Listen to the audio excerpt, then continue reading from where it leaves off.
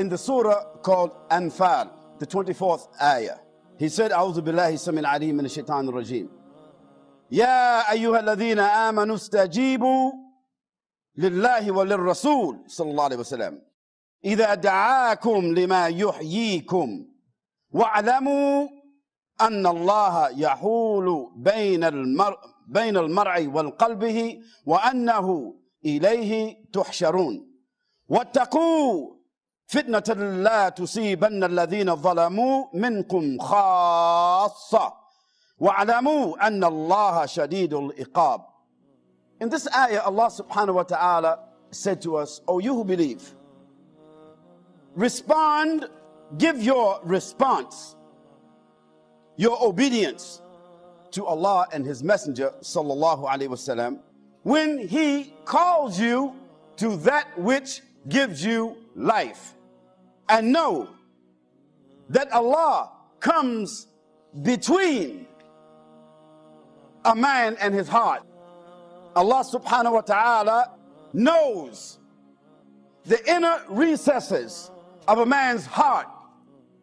And that knowledge of Allah subhanahu wa ta'ala can fortify that if it is good. And Allah can reject it if it is other than good. Because Allah, He knows what is between the consciousness and the heart of a person. Allah, He knows. Then He says to us after that ayah, and to fear fitna, that is disturbance or corruption or social upheaval.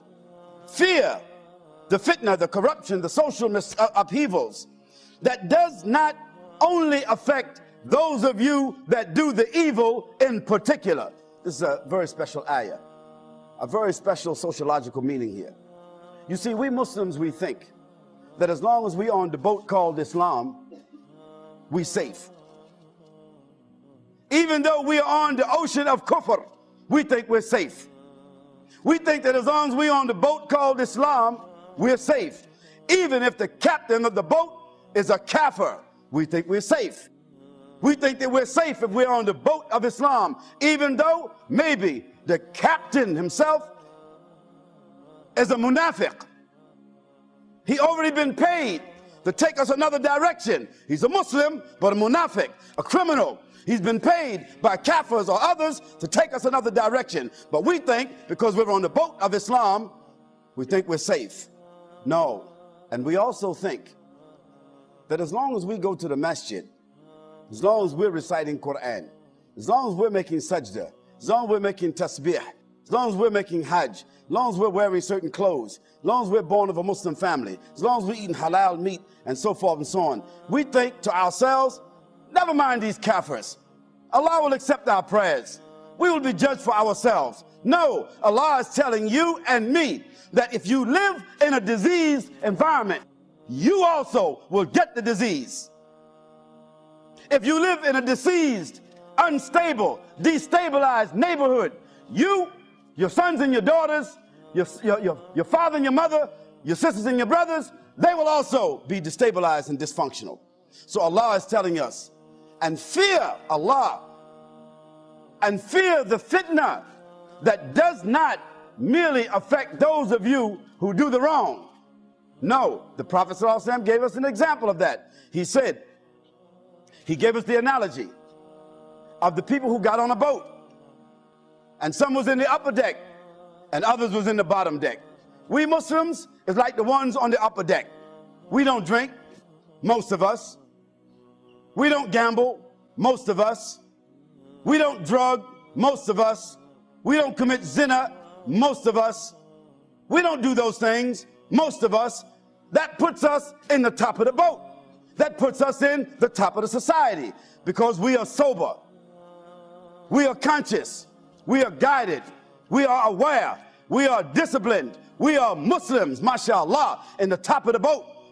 But there is some others in the bottom of the boat. They're drinking, they're drugging, they're lying, stealing, committing fornication and other major crimes. And among those is kafirs and Muslims who are criminals, who's in the bottom of the boat with the kafirs.